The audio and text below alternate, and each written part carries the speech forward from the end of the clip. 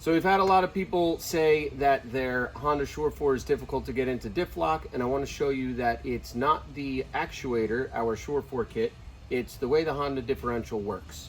So right now I have the tank lever mounted on the side here, just held on with zip ties, just so that you can see it in this video.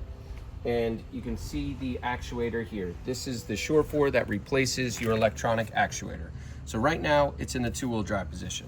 So I'm going to rotate this, and you can see it's pretty easy to rotate to four-wheel drive, right? So I'll go back to two. You see we're in two-wheel drive, spins freely, right? Four-wheel drive, now it's spinning all four tires, but I can hold the rear and the front tire spin. And then trying to get into Diff Lock is difficult. The knob won't go all the way. So if you have a buddy, hold your one front tire as you're trying to get it into Diff Lock, and this is easy when you're riding and you're stuck in a hole and only one front wheel is spinning. So now as I rotate this one tire and he's holding that one, it takes a little bit. This is the way that the differential works. All of a sudden, like that, I just felt it start to move. Nope, Vinny, I need you to still hold it. So it started to move, and there we go. I just got it into Diff Lock by rocking the wheel back and forth.